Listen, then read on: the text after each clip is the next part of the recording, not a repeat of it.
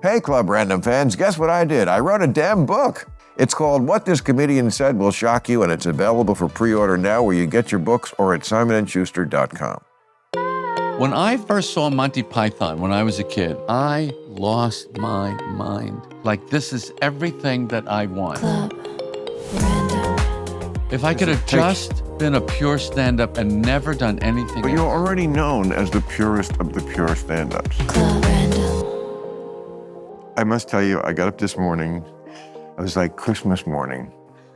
No, really, I have felt that Christmas morning vibe because like, Jerry Seinfeld's gonna be here. I am excited too. I got excited too. I've been excited for a couple of days. It looks odd that we're talking about being excited in this position with each other. Sit down. There's a stripper pole right there. I see. But you'll never guess who just called me. Leno. I just talked to him too. But I said, I haven't seen him in a while. I really would love to get together. Maybe the three of us when you're on. That'd be amazing. So that's what's good about these shows, though, which I'm sure you've already discovered. And I discovered with the Comedians in Cars, people I can't, I'm not calling people up and hanging out. But if you do a show. I said it every week. Yeah. Include both people who I know, like you, who are like, exactly, why are we here? Yeah. Because we're forced to, we're not, it's just this crazy force of thing that makes us, we don't need the money, you don't need the promotion, although we'll certainly do what we can. Thank you. But the other thing is, I don't know how you feel, I think you might be a little different this way, but I don't like to be around people not working. The working is kind of this it's like a baseline current. It's like a beat. It's like I can hang out with almost any comic if we're here to do a gig. If I'm here just to enjoy your company, that's not good. But to me, no, the art. It's not going to be good enough, your company. If I can get a set in and a chat and screw around. And get some new material. Yeah. I mean, I could take that the wrong way, but I'm not going to. Yes, I completely see the point about, and said it too, about work, but also to, while you are working, do exactly what you would be if you were not working. In other words, Let's go over that again. If we were just here and we weren't working, I want this conversation to be zero different. Oh, that won't happen. That can't happen. Because, I mean, Yes. I'm a savvy professional. Do you think I don't know that if I say something stupid, it won't... Okay, I can do it. No, even you are savvy. You are also true. the savviest professional, if I may.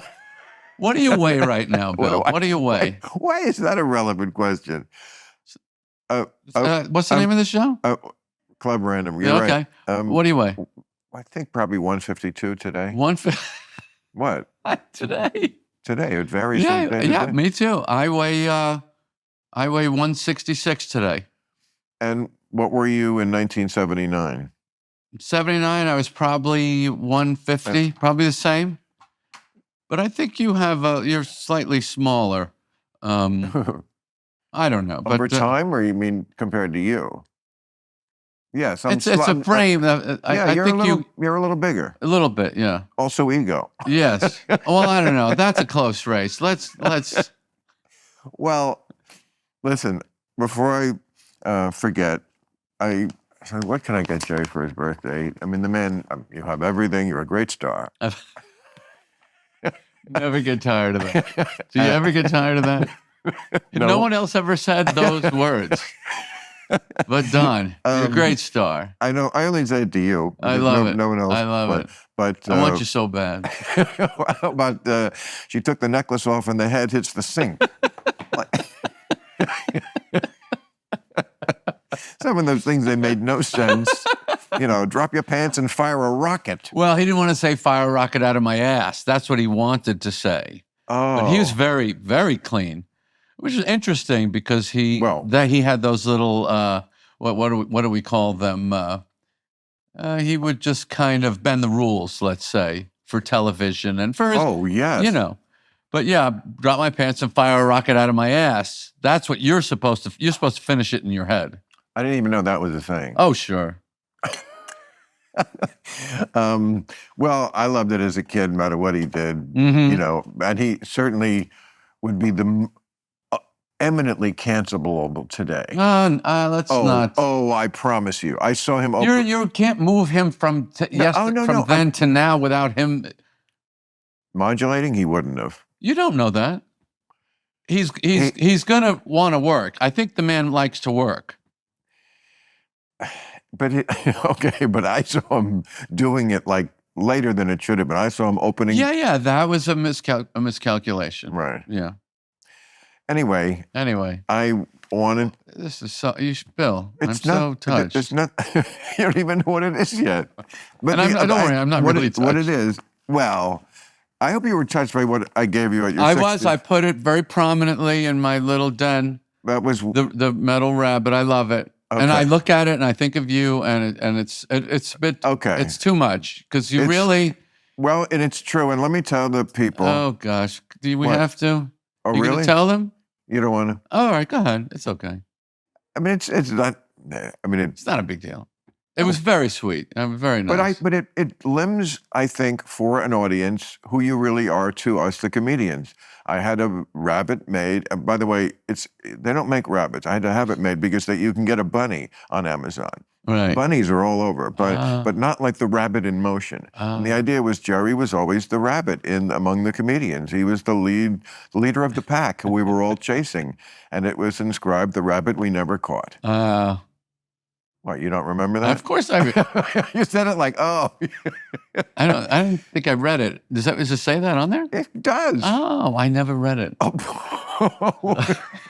I'll go home right after this and read it. You just remember me saying it at the Yes. That's interesting.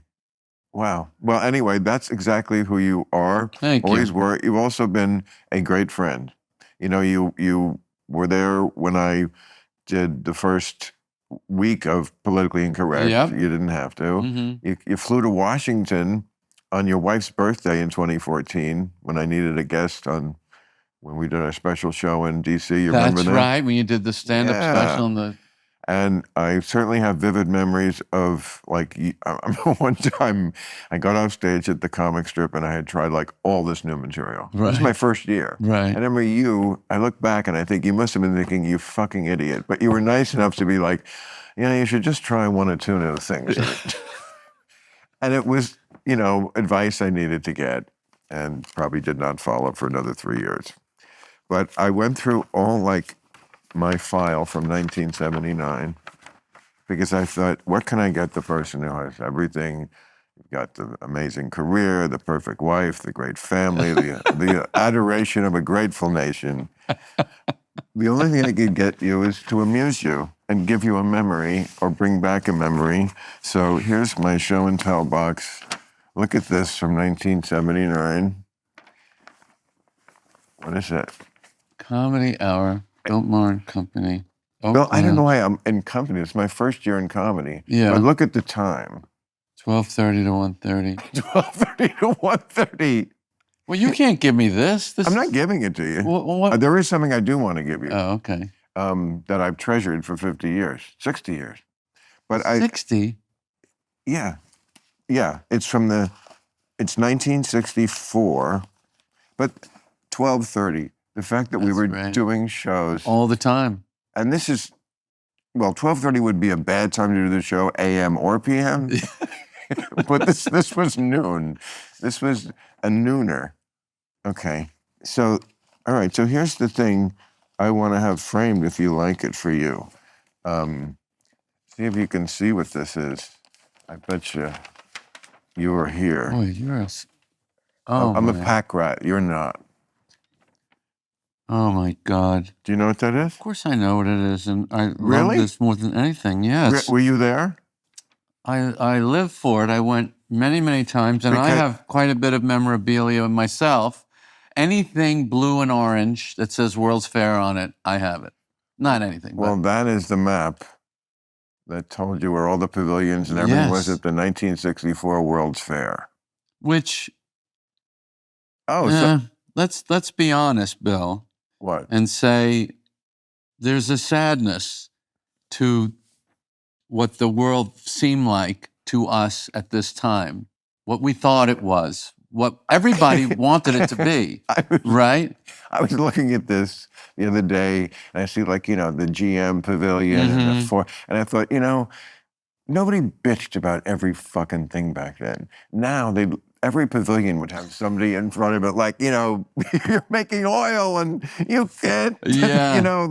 nobody would just enjoy the fucking. Well, it's Jimmy Brogan's great heckler line that he used to do when people would start to heckle. He would always say, "I'm sorry, we don't have microphones for everyone." Remember that line? No, I don't. Unfortunately, that's what happened. Right. That's what happened.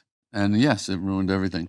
But how do you have this? By the way, Because I'm a pack rat. I'm the opposite of you. oh, this is a map of the World's Fair. It looks like an Right. architectural rendering. No, I think they gave it to you so that you could know where, hey, I'm here at the Finland Pavilion. No, really, and we want to get to Muriel Cigars before lunch. We want to get to Muriel's. I remember walking around here and at one point being very tired and my feet were hurting. Yes.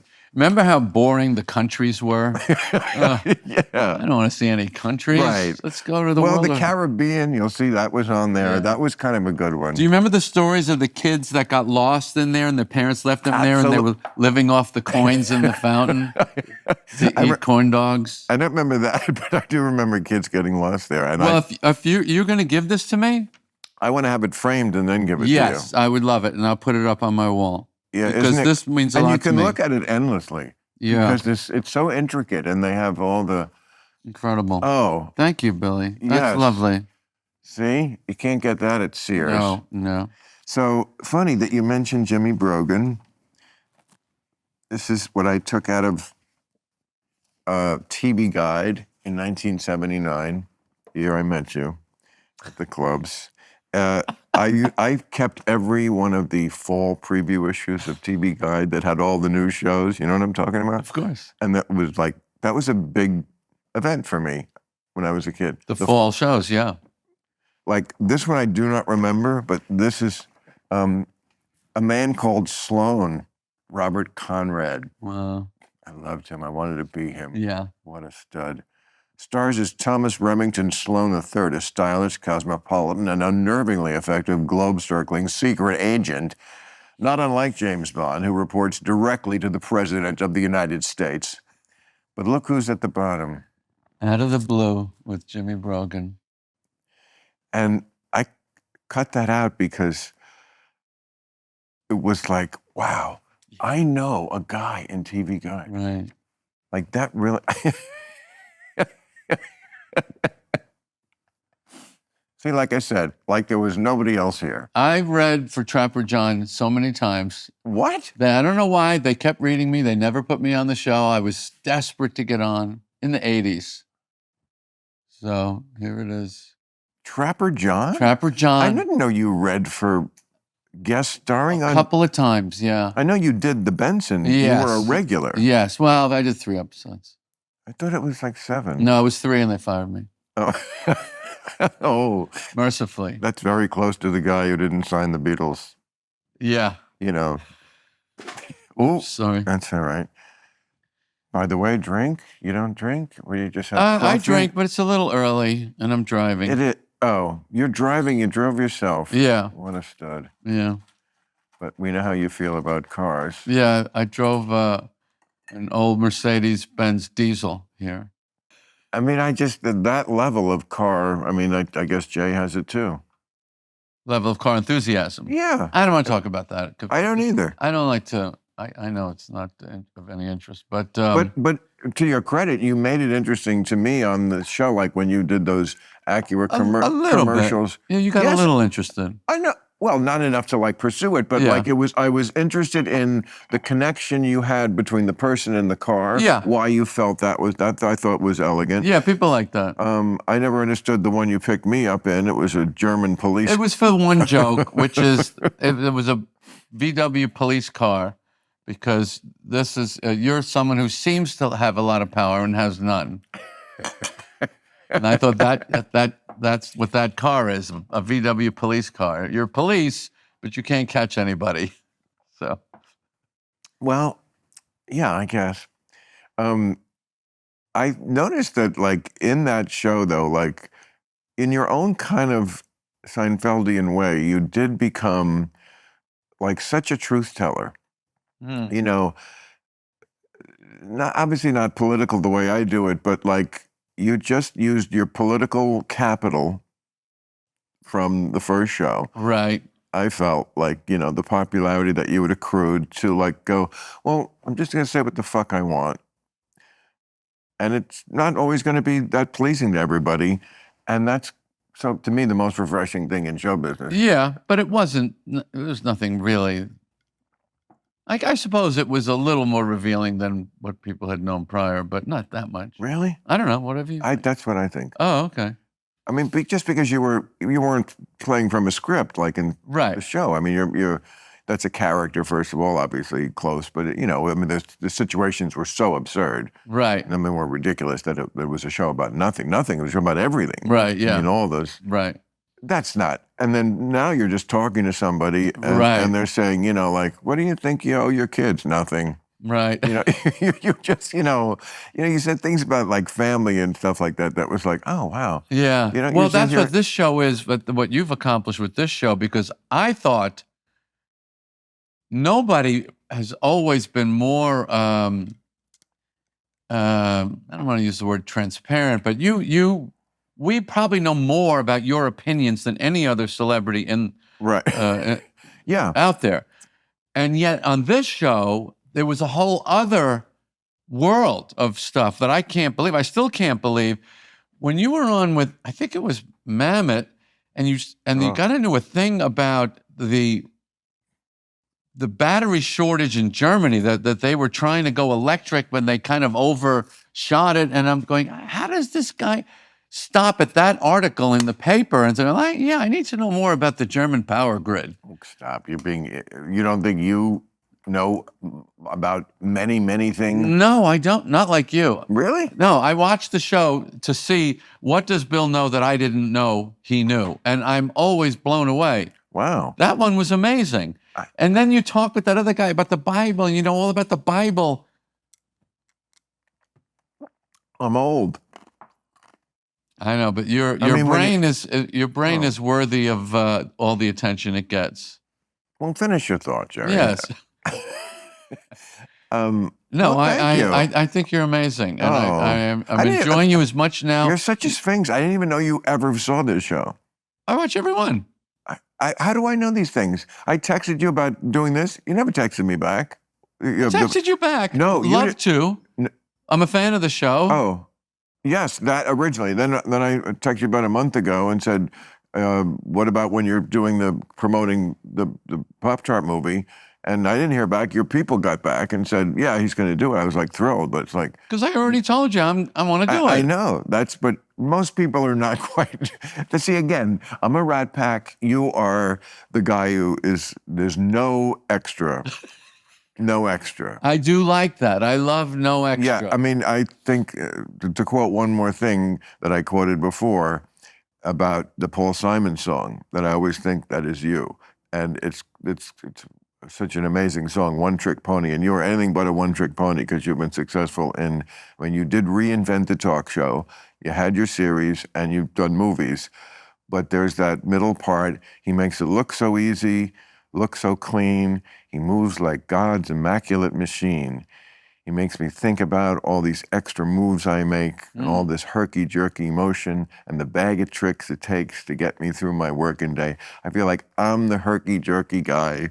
Well, you're not. And you're the guy who's like just gliding through with no extra and no baggage and no stupid mistakes. That song, by the way, hit me like that too. I thought, that's everything I want to be, what he's describing. I go, that's it. That's you what I don't think want. you are that? I don't try. I don't know. I mean, you were always like more mature than the rest of us, like back in the day. What did you do that was immature, professionally speaking? We all knocked Professionally and personally, many things. Let's around. Not professionally. Yeah, absolutely professional. I used to piss off the crowd, so they hated me so much. No matter what kind of joke I told them, no matter how funny it was, they would never laugh. That's the most unprofessional thing you can do. I remember once at the Comedy Cellar, the MC getting on after me and saying to the audience, "Okay, that bad man is gone now."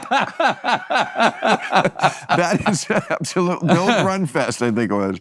That bad man is gone now. Yeah. I was very Okay, I consider that just growth. no creative experimentation. That you need. No. Just gotta experiment. No. It was totally a function of a bad attitude. Your bad attitude has matured Yes, into. I hope. Totally. You're one of the most successful people in the history of television and stand-up comedy. I have been on a long time. Yes. Let's be real. Most guys would wear a t-shirt every day of their lives if they could. The problem is that most t-shirts are not acceptable to wear at work or out on a hot date. Today's sponsor, Cuts, has finally changed that. Cuts t-shirts are such high-quality, wrinkle-free, and so buttery soft that you look like you're dressing up even when you're dressing down. Yeah, you heard that. Wrinkle-free. You never have to substitute comfort for fashion ever again. For a limited time, you can save money while redefining the dress code by heading to cutsclothing.com and use code RANDOM for 25% off. The fabric is breathable and sets the standard for softness. When I wear one, I'm high, of course. I can barely stop touching myself. Wait, that came out wrong. You want cool? Cuts is the trusted fashion brand of professional athletes. If you've ever watched your favorite pro team enter the arena, there's a good chance you've seen them sporting a Cuts t-shirt under that chinchilla duster they roll up to the game in. For a limited time, our listeners get 20% off your entire order when you use code RANDOM at checkout. That's 20% off your order at cutsclothing.com with promo code RANDOM. Please support our show and tell them we sent you. Experience the perfect blend of style and comfort with Cuts Clothing. Club Random is brought to you by Skechers Hands-Free Slip-Ins. I'm thrilled to have discovered Skechers Hands-Free Slip-Ins. They're easy to put on, stylish, and say goodbye to head rushes from bending over to tie your shoes. Scientists did a study and they found that the average person spends 4 months of their lives tying shoes. I'm kidding, but that sounds about right to me. Skechers Hands-Free Slip-Ins come in a variety of types of shoes, boots, and sandals, with and without laces. They're especially convenient when my hands are full or I'm mixing a cocktail here at Club Random and need to quickly run out to go feed my ducks. I don't have to remember to tie my shoes. Find them in shoe stores everywhere or go to Skechers.com/random or text Skechers to 511-511 for 25% off your first pair of Skechers Hands-Free Slip-Ins with free shipping and returns when you sign up to be a Skechers Plus member. Go to Skechers.com/random or text SKECHERS to 511-511. Remember, there's no T in Skechers. Go to Skechers.com/random to save 25% off your first pair and receive free shipping. Terms, conditions, message, and data rates may apply. Yeah, my aesthetic role model was Mike Tyson. When I saw Mike Tyson in his prime, when he cut the hole in the hotel towel and had no socks and no stool and black shorts with nothing on them, Right. I thought, that's what I want to be. Oh, my God. And recently, just a few years ago, I don't know what it was, I said, why do I have these different colored ties and suits?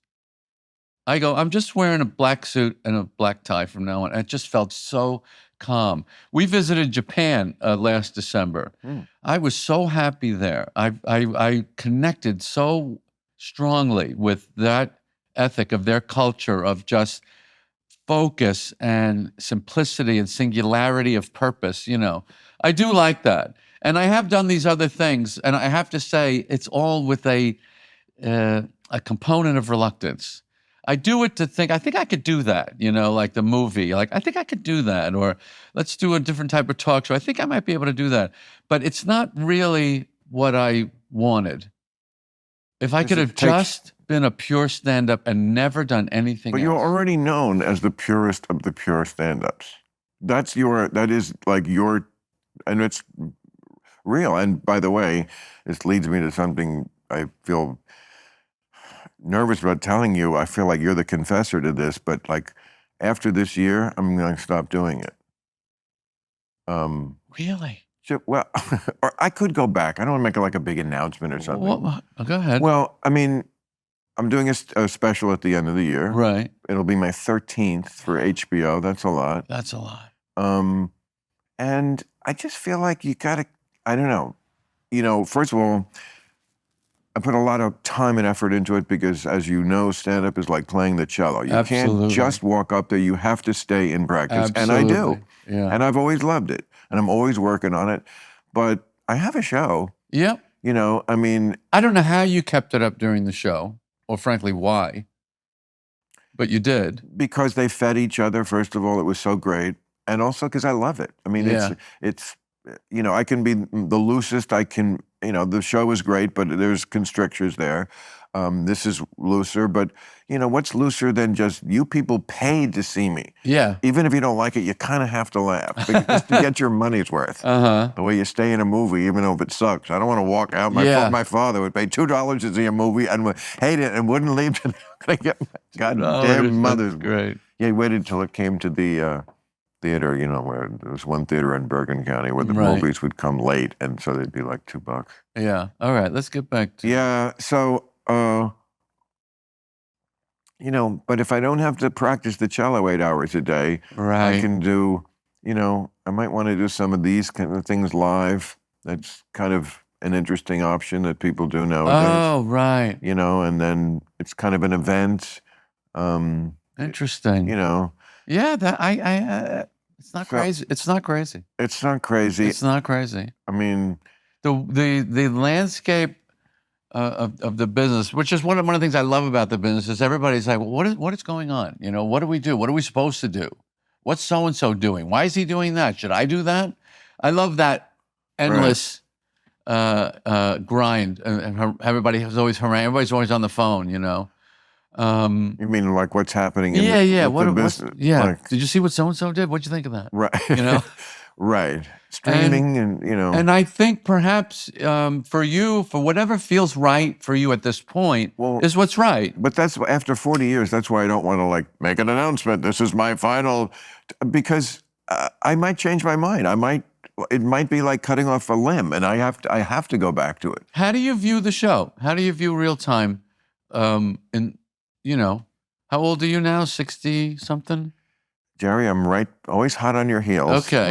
When you well, whatever I'm it is, always a year and a half behind you. Whatever it is, do you ever look forward, or do you stay focused? Only forward. Only forward. But I mean, do you think, maybe another 5 and no, I can't. Did you ever hear the Lorne Michaels line? I asked him, how much longer do you think you'll do SNL? He says, I think it'll get to the point that I'll feel like I'm slowing down and I don't have the same edge. I don't have the same enthusiasm for it. And he says, when I get to that point, I'll do 5 more years. And I love that answer. I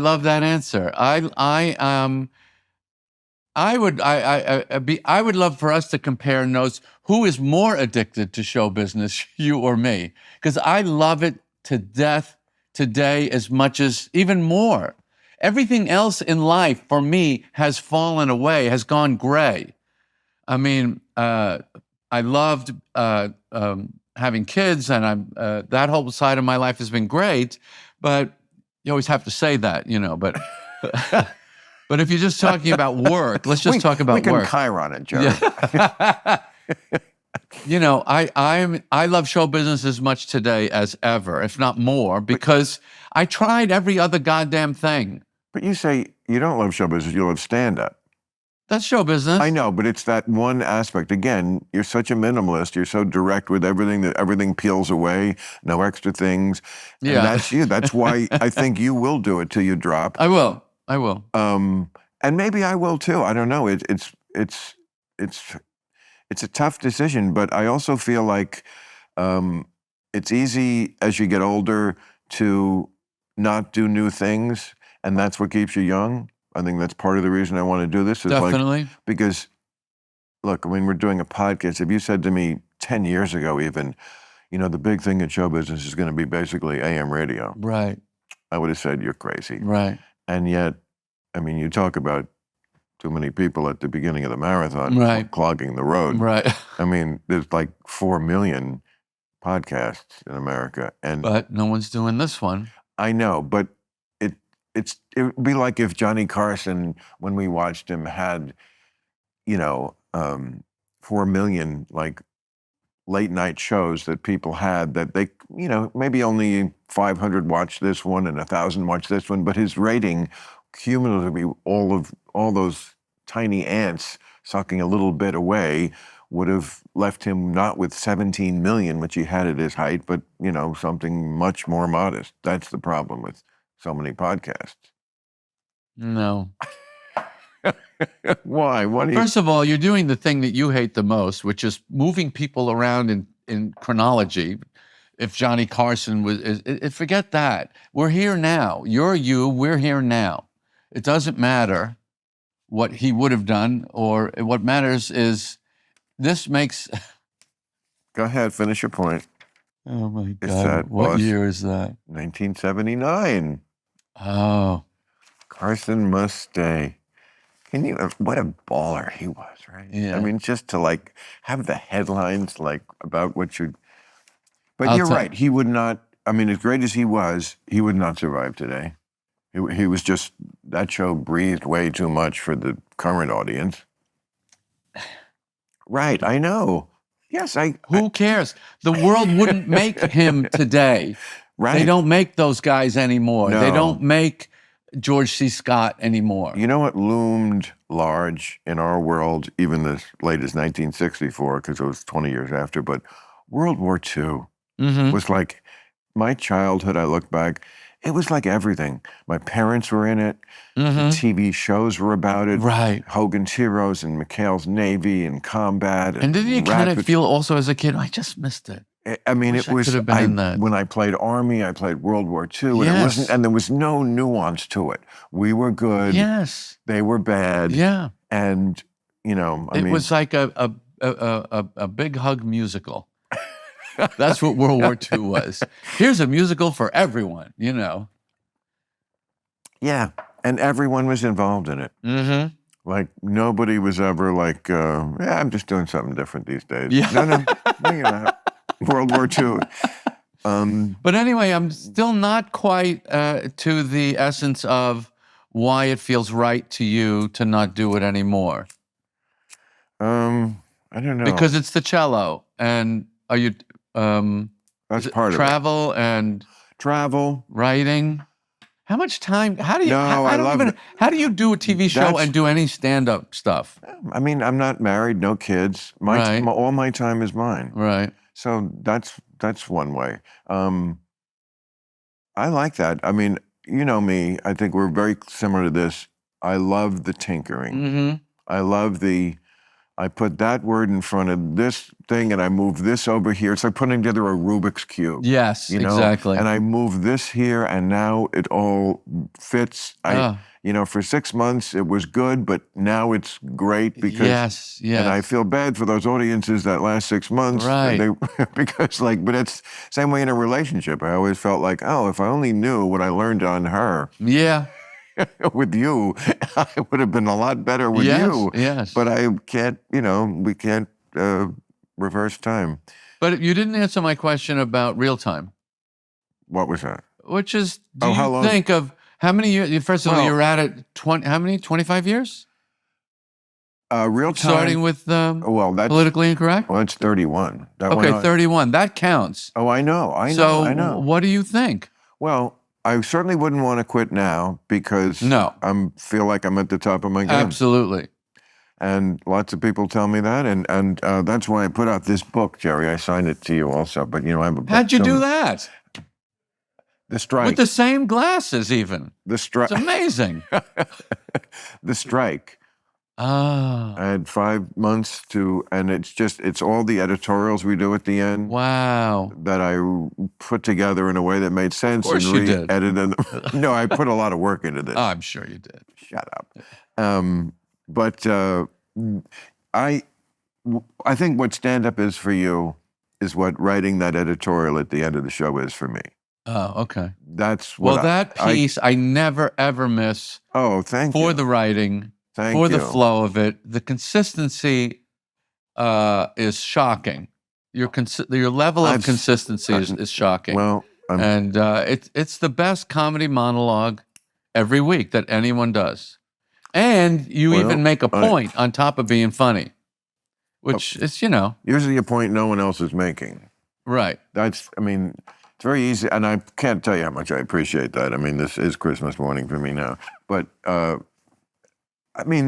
other shows I feel like are partisan one way or the other.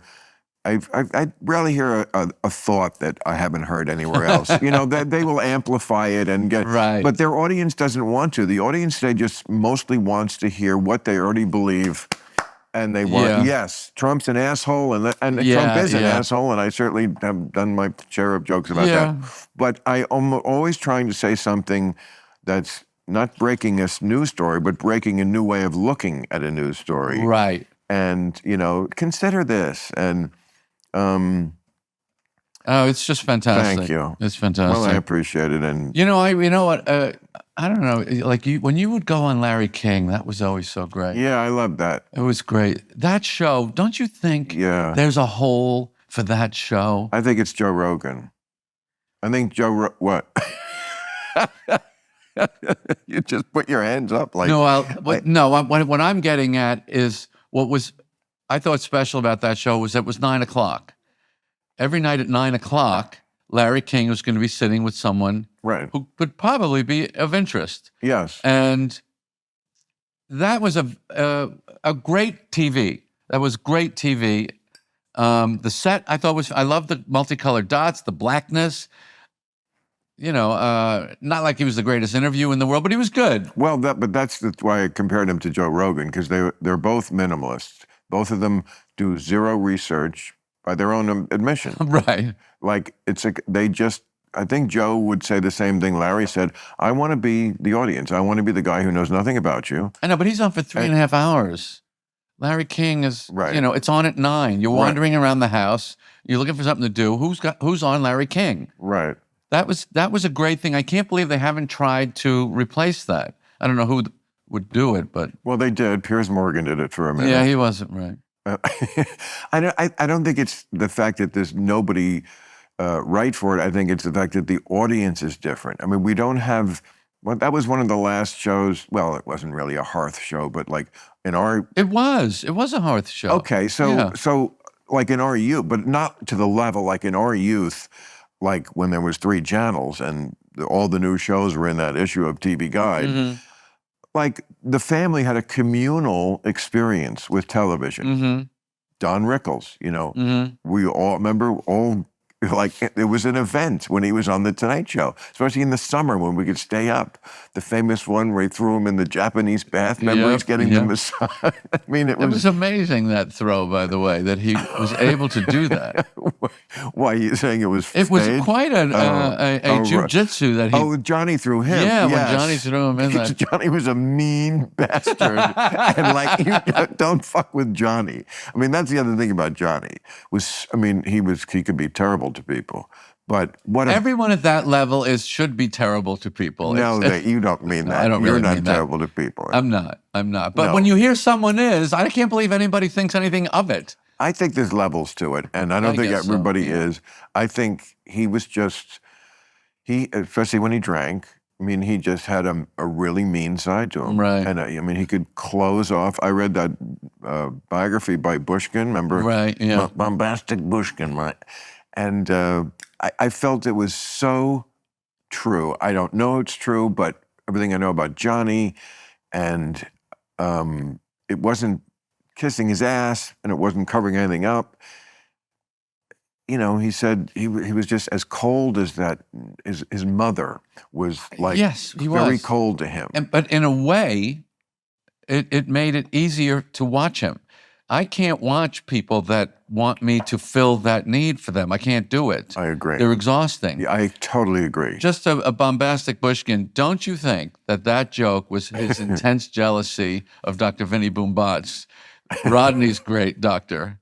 Oh. I think Carson loved that joke so much, he wanted his own. And of course, he would steal when it suited him. I'm telling you, that's what I mean. He was just a badass. He broke into his wife's apartment You know that? I don't know. That's in the book. It's like when they were going through the divorce. Yeah. Yeah, I mean, like, did really badass things. I don't know if that's badass. It's just bad. Yeah. Well, I'm just saying, you didn't fuck around with him. And yes, I do remember. What'd you say? What did he do? That bombastic Bushkin was. Oh, I wish no, I he was had. a thief. He loved Dr. Vinnie Boombatz. But he stole The Answer Man from Steve Allen. And he stole Lots of- Maud Frickert from Winters. Yeah, we know. It was horrible. And then he would have them on the show. Yeah, well, what they could do. He was the king. Yeah. Yeah. No, I'm not saying it was admirable, but I guess, you know, that persona kind of, he was gracious, you know, that was what was Johnny's calling card. But boy, when that red light went off, I don't think he was that guy. Did you have little interactions with him in the hallway ever? Little, of course. Wasn't that the most exciting thing in the world when you would see him coming down the hall with the tie down? Didn't I ever tell you the story about when I saw him the last time I did it, and Leno was about to take over, and I'm walking out, and he's in his car, he had like a Corvette. Yeah, the Corvette. And it wouldn't start. And I said, boy, I bet you Leno knows everything about cars. I bet you he'd know what to do. Oh, and, and he looked up and he went, yeah, we'll see how much he knows about television. I'm telling you, he was a bad man. Yeah. Well, these guys, you know, it's not a coincidence that they're there. All these guys, whether politically, entertainment industry, corporate world, a lot of people are there for a reason. But I feel like a late night host is always a reflection of the society that we live in, better than a lot of other signposts. I mean, like, that's why Leno was right for his era and Johnny was right for his era. And what do we have now? We have Jimmy Kimmel, Stephen Colbert, yes, and Jimmy Fallon. I think are right for their era. In that. Why, look at this. Here's new breed of stand-up comics. What's that? Oh, these are the two articles that were in the New York Times. Am I in any of those? You probably are. Here's Adrian Tolsch with a Catch a Rising Star t-shirt. I have a Catch a Rising Star t-shirt that I wear all the time. It still fits? It's a new one. Because I hear when you wash them, they make lovely hand puppets for the children. Oh, my God, Bill. I know. Calvin Fussman. Calvin Fussman? Who's that? He's the writer of this ridiculous. Why are you keeping this? Just because it's comedy in the day? You know what? Every year of my life, I make a file where I just put stuff in because I like to be a good caveman. Like, if I want to go back and excavate and see who I was, that's one good thing I did. I made so many dumb errors, but that was pretty smart. Like, I saved, like, look at that Mad Magazine cover. I love that. I saw that cover. Aren't you glad I saved this from the Supremes album? No. No, you don't think that's... I wasn't missing that. You don't think that's cool? It's okay. Be honest, Jerry. Come on. Come out of your shell.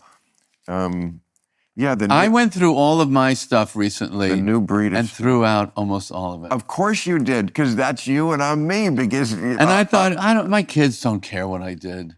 I even thought that. Aren't you glad I kept the World Fair thing? Yeah. You never know which is going to be the one, right? I think these are all good. No. Some of them are good. What about this from Richard Belzer? I love that. First of all, it's Daily Planet from the desk of super comic Richard Belzer. Oh, wow. No. It's a great shot of him, by the way. It's just too much. When I play the Beacon, I always ask the audience, I talk about how I started in New York at a club called Catch a Rising Star. How many of you remember it? And that moment, Bill, there's like about 10% of the audience will applaud. It's a great moment. I just love that. Remember how cool that joint was? And it's so much fun to just share that for a second. But isn't it a little sad that, well, and look what he wrote. A little, no. To potentially... Tremendously sad. To potentially one of the greats. That's Richard funny. Belzer. That's funny. I think he was talking about himself, but I think it's sad that only 10% of the people. Well, you know what? Well, come on. You're right. You're right. You know what? Let it all go, Bill. Let it go. I do like it, but I must say, bad memories do not make me sad. Good memories make me sad. Oh, You know, bad memories, it's like, great, it's over. right. Good memories, it's like, shit, I'll never have that again, you know? Right. No, I you'll mean- never have anything again. You seem more at peace with that. I am. I am. I know. You know what I came to I the keep other day? telling you Because I'm this. going through this thing with the movie, you know, and you're doing a Right. lot of press and they're watching the movie and they're responding to it, you know. And I hit me the other morning. An insincere compliment is absolutely of equal value as a totally genuine compliment. There is no difference in value. They're both utterly meaningless and just as nice. An insincere compliment is just as nice. I don't care if they're lying to my face. But- It doesn't matter what they think anyway. What the fuck are you talking about? This is ridiculous. Like, I gave you a very wonderful compliment, I think, and it came from me, and it's very sincere, and it's true about you. That's got to mean more than an insincere compliment. Not in that situation where you're meeting strangers and they're saying, "Oh, I loved your movie." Great. That's great. That's just as great. I don't have to know. Really? Did you really? Give me that rabbit thing back. A compliment from you who knows me, That's what I'm saying. that's different. Oh, okay. That's different. I hope so. I'm talking about 90% of the things people tell you in show business Because- are not true and not sincere. Of course. And that's okay. And even when they, I shouldn't even admit this, it makes me sound petty, but I think all show people are the same. Sometimes people will give you a compliment and you still don't like it because it's like, yeah, but you noticed the wrong thing. yeah. Yeah. Yeah, you liked the show, but you thought that was the best part of it. Yes. And it's like, you can't. Petty doesn't even describe how small-minded that is. I don't know. Is what's below petty? Whatever that adjective would be. You don't feel, you never felt that way? No. Really? No. Take what you like, whatever you like. What do I care Okay. what you like? All right, then why do you keep arguing when I say you're more It's fun. more It's fun. mature than you have? I like to argue. I know, good. I don't do even too. believe what the positions I'm taking. We're not even arguing. But yeah, no, that's true. I feel like I've evolved a long way, Mm-hmm. but I started really far back. Way far back. Yeah. It's true. I didn't want to talk about that. Oh, here, look at this. No, I always thought. This is so funny, all this crap you brought out here. Tell me you're not enjoying this. I'm not. You're such a. No, you said to tell me, so I did. So get smart, Joe. Look at this. My father was in radio, Right now. right? Mutual Broadcasting System. Or this is when the media was respected by this country because these were mutual men of Mutual Oh, men. men So of- where's your dad? Is he in here? right here. Look right here. Bill Maher. Your dad Mutual is men Bill of Maher? Of course. Well, that explains a lot.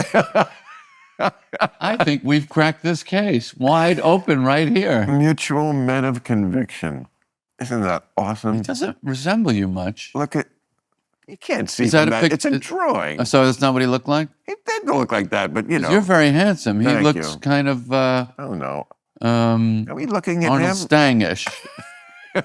It's a drawing from these Right. creeps who made this thing. Men of conviction. So were these guys? They were Staff announcers. Oh, but they weren't journalists. Well, I think they would consider themselves journalists, Jerry. They had deep voices and they were on the radio. And Does your dad have a deep voice? You have a Of deep course. voice. Yeah. of course he did. when he took me to the radio station, you know, once in a while, I'd be like scared the shit out of me because they all, hello, young man. Del Sharbert. I mean, look at some of these names. Whitney Belton. Charles Batchelder. Bill Costello was good, as was Jack Allen and Martin Edwards. I Tony- did a little shtick. We made a couple of little video promotion pieces for the movie, and one is where I'm called into the office of the president of Pop-Tarts. Oh, So I needed a name for who would be the president of Pop-Tarts, and we came up with Kelman P. Gasworth. I've, oh. he says, I'm Kelman P. Gasworth, the president of Pop-Tarts. And I'm sitting at the end of this long conference table, and I go, "Oh, I just made a whole movie about Pop-Tarts." He goes, "Well, did you know?" I can't wait to see this movie. It's fun. It comes out on Netflix. Friday. So it's funny because when I read about this, I thought it's both you making a movie about Pop-Tarts. It's both inscrutable and inevitable. Like That is a great line. That's a great line. You really you were going, and I just want to know before I see it, or maybe you don't want to say this, then just don't. But but what is the metaphor? I mean, plainly, it can't just be about Pop-Tarts. Oh my gosh, no. No, it's quite a deep story, Bill. But it has to be a metaphor for something. You got me. Really? Yeah. What? Again, we're not like the serial killer and the detective. We're not really like. No. It's I like important seeming men in suits like those names you're talking about, puffs and flakes and sprinkles in a very serious way. That to me was funny. I like it's about it really is about a childhood fantasy and wanting to hang on to your childhood and that time and that product. And to make this movie, I get to go back there. I get to go back to when the only thing I cared about was the Stingray and my cereal and the TV shows that I liked. And that was it was like a little soap bubble of that I got to get inside for a few weeks. Yeah, I mean, I have that inclination, but our childhood is now just so long ago. Yeah. I mean, but the fun of it is still there. I know. So, and with a movie, you get to recreate it. But you don't. You don't get to really go there. No. No, but you don't have intimations of mortality when you dwell on the distant past like that it reminds you that you're closer to the end. I'm not that in love with, like you really love life. Don't you? You love it. It's okay. Oh, come on now.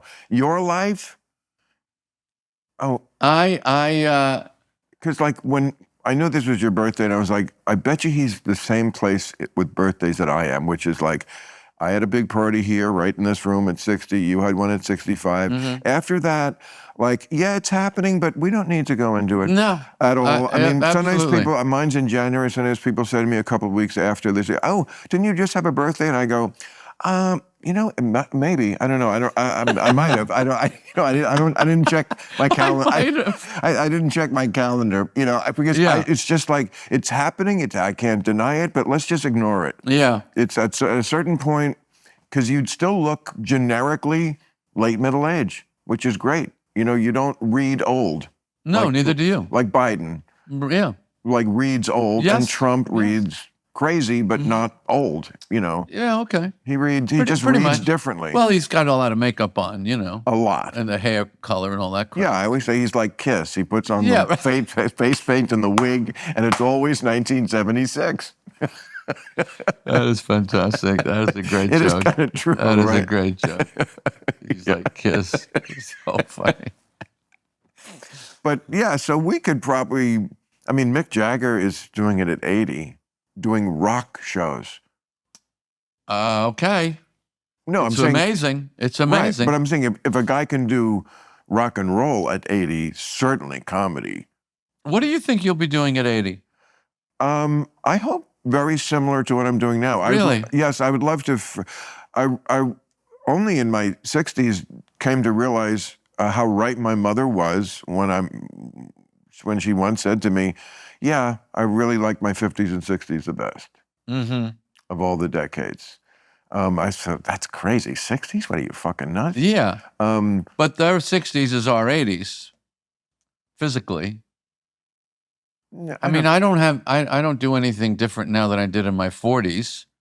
I could do any number of shows. I could go exactly. Right. I haven't made any adjustments. I same way. But I imagine. I mean, there's a diminishment to everything. Yes. I mean, I Yes. can still play basketball, but yeah, that's amazing. That's amazing. And I mean. But yeah, I think you maybe have a little tighter grip on this lifetime than I do. It is what it is. All you can ever be is good for your age. But as far as how far you can go, I feel like I'm, and you are too, for a somewhat different reason, uniquely suited to another decade because I never was selling, I can dance, I can jump around. Right. I was selling wisdom. Right. And sophistication. Right. I mean, that's why HBO has been such a good home for me. It's a sophisticated audience. It's a sophisticated show. That word, maybe I'm not, putting that on myself, but yeah, that is what I strive for. And the audience is a sophisticated audience. And there's precious little left for people who are sophisticated. That's a genre. That's a niche. But it's always been a small niche. Yes, always. Yeah. Yes, that's what I'm saying. You have a much broader, somewhat broader, but majorly broader. It's another reason why I'm probably not going to do any more stand-up is because, first of all, when you're on TV every week, it's very hard for people to come out and, it's harder to get that you're less unique. Right. Also, they tend to think I'm a political comic, which is limiting. Oh, right. So, there's guys who are not half as funny as me selling twice as many tickets. I'm a little sick of it. Yeah. Not that I can't do nice shows in theaters, but I've always been fighting a little uphill on those things. I see. I think your stand-up is my editorial. That's what I want to do till they put me in the grave. Right. Is every week come up with that one thing, and because it's almost Seinfeldian because it's building one very small, limited, but trying to perfectly craft it, and then it's over. Right. Next week there's a new one, and on Monday we nail down the premise before the weekend, and then on Monday, I read all the passes and put it together, my own version, and then, sew it together. And each day, first it gets fatter, then it gets smaller. There's a method to it so that it's by Friday. That would be a vacation that, for me, if I would just sit with you and not contribute, but just watch you do that, that would entertain me more than any trip to anywhere in the world. Yeah, because I don't know how you do it, but the end result is so elegant. And Thank you. that is what I love and appreciate more than anything. It's simplicity and elegance in writing. Thank you, me too. And of course, getting the job done comedically. Yeah. We got to do all those three things in the piece. Right. When that is executed, I just feel full of music. I just love it. And we're so lucky that, I do think sometimes I watch great pitchers, great athletes, and I think, oh, this guy's only going to get 12 years of this to be able to play this music. Oh, yeah. Right. And it's a huge career for a pitcher, right? But for us, if they told us you can only do this 12 years, it's ridiculous. Musicians, does it bother you? You're very, very sophisticated musically, and you had all those Paul Simon lyrics in your head. Was amazing. But what's your theory? And I know you have one on why these great, great, great songwriters are not able to find that thing in their later years. Too many drugs. Come on. No, but too many drugs, partly. But also, I just think it's innate. Music is something that flowers in youth. Don't you think music is sexual? Of course. If you're not horny, you can't write a great song. Well, that's ridiculous. That's ridiculous. Yeah, that's because not all songs are about sex. Yes, they are. Everyone. Stop it. But what is your theory on older songwriters struggling to find that same magic. I couldn't agree more. First of all, it's rare, and I'm not going to name names. No. There are exceptions to that, but they are rare. I thought the Eagles' 2007 album was really good. Yeah. Was like could fit in. It was a double album. If you made it into like just one kick-ass album, it would be fit in their oeuvre pretty well. Anyway, But there are people that we love, desperately love, desperately that write stuff now that is and have for 25 years Right. not been good. right. Because part of it, I think, is you get too ahead of the parade. Like, you always want to be like a little ahead of the audience. Right. Otherwise, you're over. But not so far ahead. They're like, what? Right. And I think sometimes you're so good that, like, oh, I've done that, and this would be different. It's like, yeah, but I just want to, you got to hit that sweet spot where it's striking me as something a little different, but not so alien that me, just the young man in the 22nd row, Right. can't appreciate it because I'm not a musician. I could just appreciate what you do. So it's kind of, I guess, the equivalent of being like a comics comic who, makes the other comics laugh. Right. And, I always felt like that was what you, like I always felt you would catch. Like, you always had kind of an attitude about Catch, like, this is a shiny object. Because it was the hot club, right? Yes. You weren't the man at the hot club. You were at the comics club. That's right. Hot club was Belzer, and it was the hot club because, that's where the stars went, Yep. and the celebrities Right. went, and the mafia was there. Yep. And it was just, singers and Yep. Belzer. And I think you were just like, okay, enjoy your shiny object. Because I'm going to just do what I do, which isn't quite as flamboyant as some of this other stuff going on, and I Right. will be the bigger star because I'm going to be on television, which is a cool medium, perfectly suited to me. I never. I bet I read that on you, and Well, you can read it, but I never thought it or felt but that. it turned out to be true. Yeah, well, you have an amazing eye for those kinds of things. I just, in those days, Bill, I wasn't. But I just felt like that the fact that it was ill-suited to your exact persona. It was to your credit, because, again, that wasn't what was going to make you a star. Jumping around on the piano Yeah. and all that. Same as the Comedy Store out here. A lot of stuff that looks great in a small club, but There are those. You had your eye on the prize. I did. And when I would see those, sometimes they would come to the comic strip and struggle. And I would realize, oh, they're out of context and it's not working. And that's not what this game's about. This game is about put me in any context and I'll make it work. Right. That's the bigger game to play. Yes, you and I had an argument many times about, like, is there such a thing as a bad crowd? Oh, yeah. And I, of course, took the position, yes. When they don't like me, they're bad. Yeah. And you took the position, again, more mature, goofus and gallant, always. Yeah. Gallant believes, and you're right. There's no right. It's just Well- it's just a sport. You're playing. It's a better attitude to have. Right, That, yes. you were like... But you're also right. Of course there's bad crowds. Yes, but you once said... of course they're in a bad mood. Why do you think they're at a comedy club? You're the doctor. Yes. They don't come to the doctor when they feel well. Yeah. Right. So That's funny. it's another piece of advice I remembered and put into practice a mere 17 years later. No, I got around everything. It just, some people just takes a long time. Yeah. What about, everybody's, who cares? See, this is not why you're not afraid of dying. Everything that comes into your head is, who cares? It's not there. But don't you feel that changing? I'm 70, and I really feel things changing in my perspective. Names I haven't. Who is the singer? All these things, even politics, even social movements. I'm reading a lot of Marcus Aurelius. Have you ever read that? In college. Yeah. Absolutely.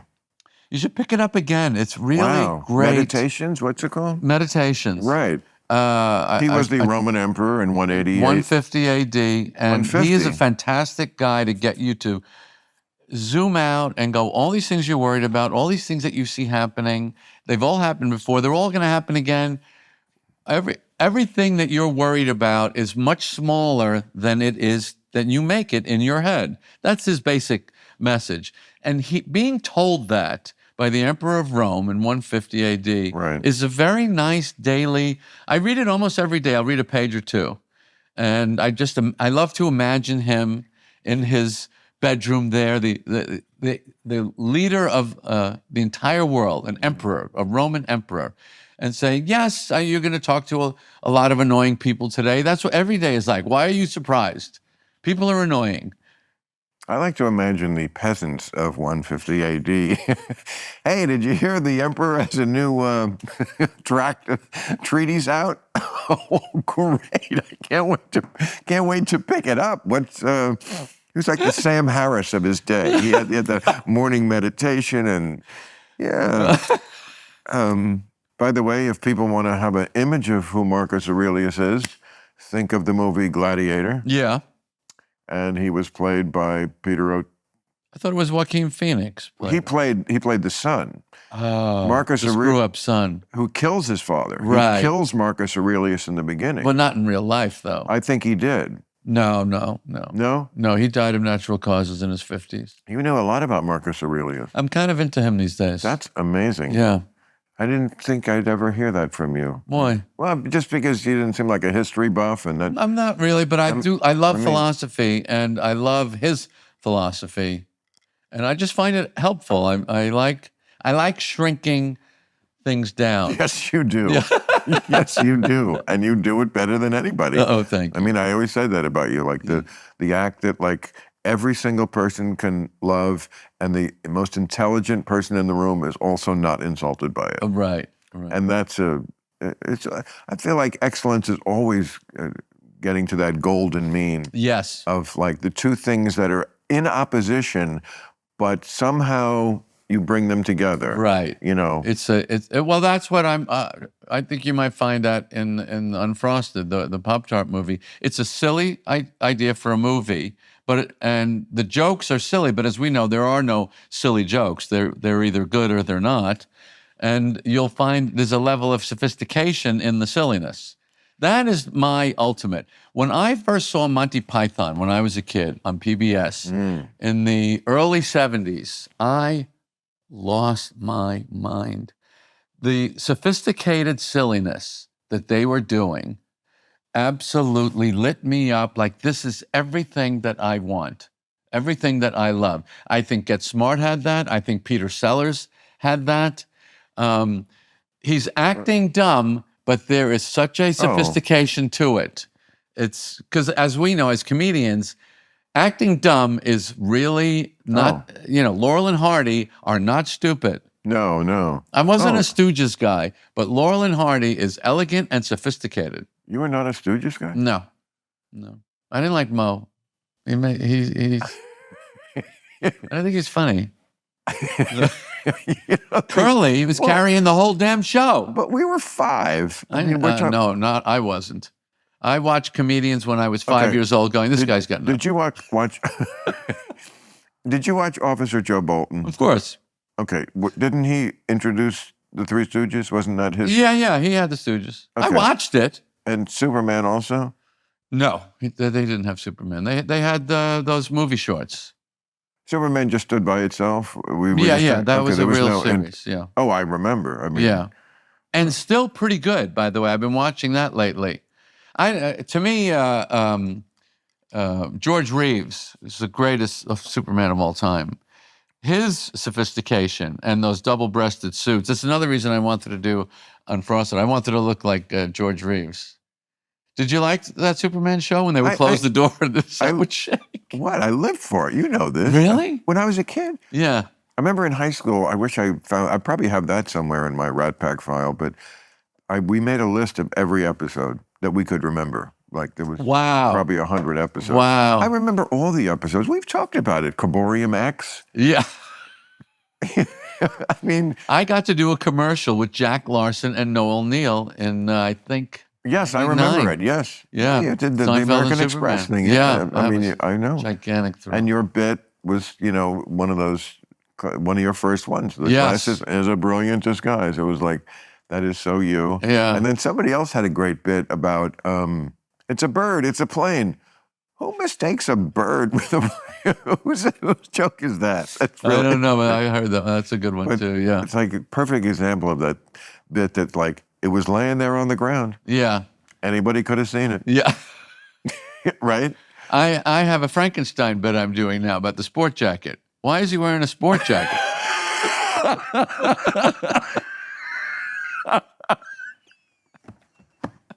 That's great. It's an AI bit. That's It's a part of really an AI great. bit about making fake brains is risky. We can see that from Frankenstein. Oh, you that's know? funny. That's a great joke. Yeah, exactly. And he goes, well, I thought maybe we'd go someplace nice afterwards. No, it's Romania in 1820. There's no place nice. No one's going to say to you, I'm sorry, Mr. Stein, it's jackets only this evening. That's hysterical.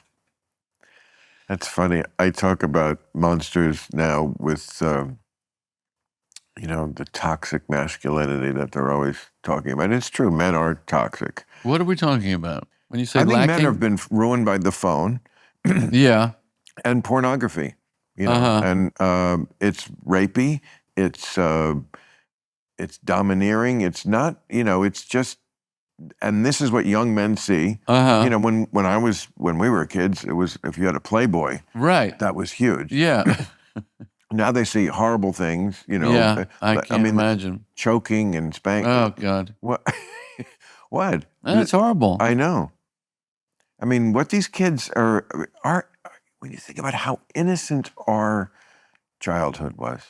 Yes. The level of innocence is just like from a different what? Yeah. Oh, absolutely. And we can't fix it, Bill. They broke it. Why do you think I'm always trying to fix it?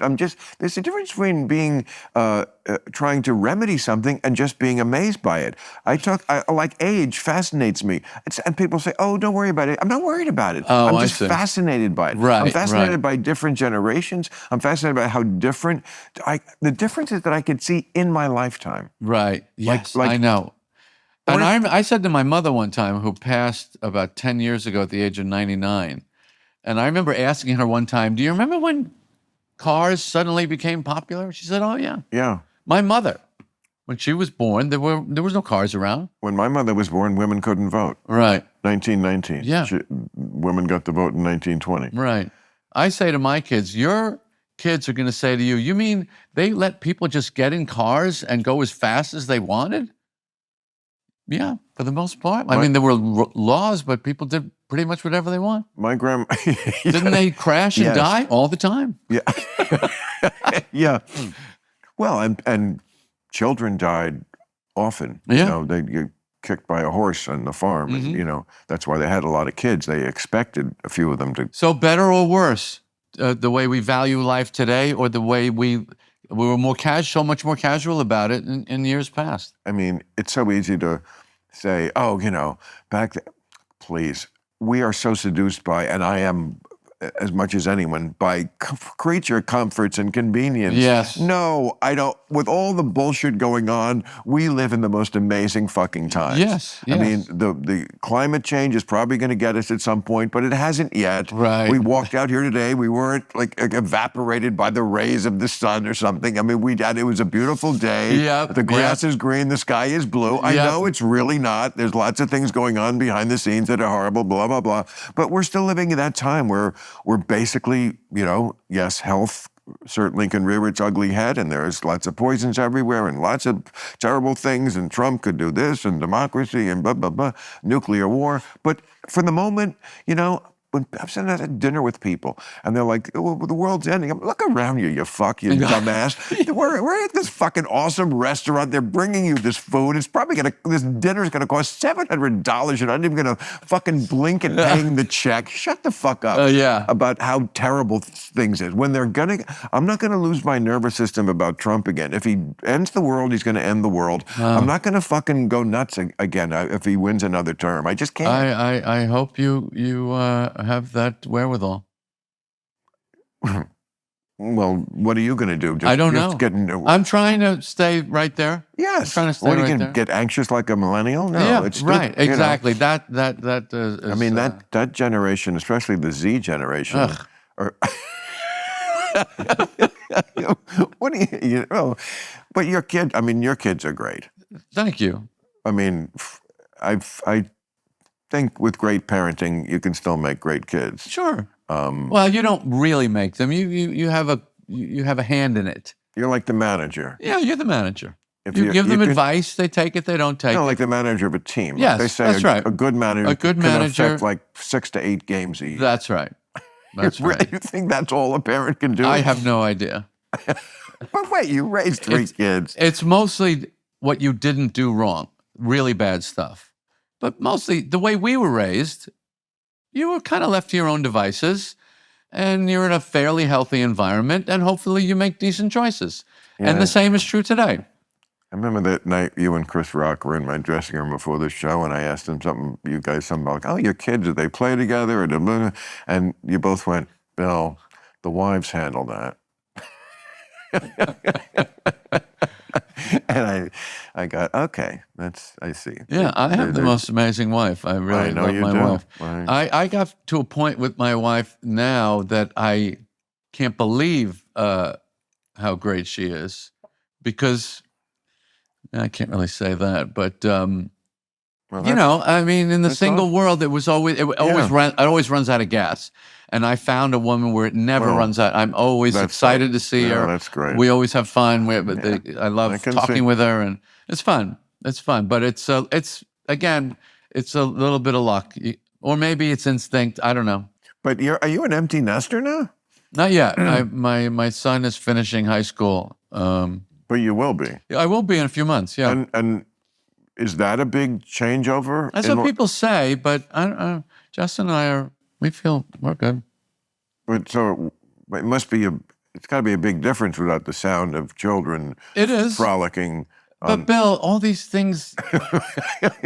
What? I feel like you're going back to like thinking that I am somehow ruining the passage of time, and I'm just remarking, and I'm Okay. fascinated by it. I don't know. I'm fascinated, and I enjoy that that's over, and now we're doing this. And Right. anything else in life. Okay. Well, you just characterize what I think about maybe quitting stand-up. Okay. I've enjoyed okay. it, but maybe. That's cool. That's very Yeah. cool of you to let your mind be that free. That's cool. I mean, I think it's always great to stretch. It is. To put yourself out of your Well, just comfort change. zone. Just change Just the change, menu. right, Change. change. We're doing this now. Yeah, exactly. Right. Because, at our age, it's an ageist country. They're always going to try to move you out. I mean, it's the nature of what? Not an our thing.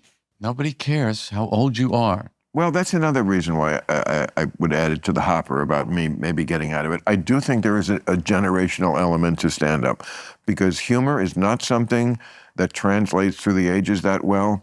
And like the humor of today is a lot more about feelings, nothing more than feelings. And like people want to see someone of their own generation. I get it. Of course, but they also want to see people that can really do it. I understand And that. some can and some can't, and it's Yes. irrespective of age or anything. Yes, that's true too. But you're an icon, Thank you. But I'm didn't mean gonna it be like- nicer when you give a comment. No, I need to be nicer. I didn't mean it like that. Okay. I just meant, you don't have to, all you have to do is put your name in the paper Right. and it'll sell out. Right. Maybe if I was there, I would still do it.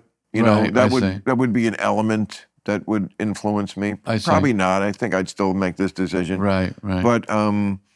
But yeah, it makes it a lot easier, I mean, the audience that comes is certainly a great, I mean, look, it's a love affair, because Yes. anytime they're paying a hard money ticket to see Yeah. you, Yeah. they want you to do what you do very specifically. Mm-hmm. And I just want to do it for them Right. so right. well, I'm getting sad, Bill, that this show is almost over. I really was looking forward to this as much as you were. Oh, good. because it's you. And I also just love the vibe of this show. Well, And I have one more thing to show you Oh, boy. from my thing. This was my father's. How I Met Hollywood's Biggest Stars by Bill Maher. This is amazing. What in the world?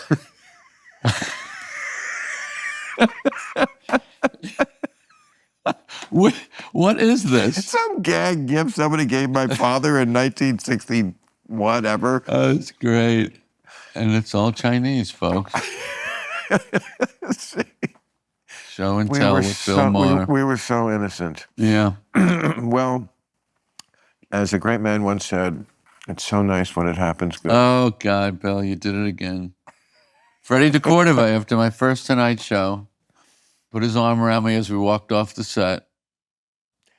And he said, it's so nice when it happens good. If you don't know you're in show business at that moment, Yeah. when somebody says something like that, all right, pal. Thank you. Thank you. This was what I thought it would be. Club. Random. I'm going to have this framed and sent to you. Okay, thank you. Yeah, I'm a World's Fair obsessive. I didn't know that. Random.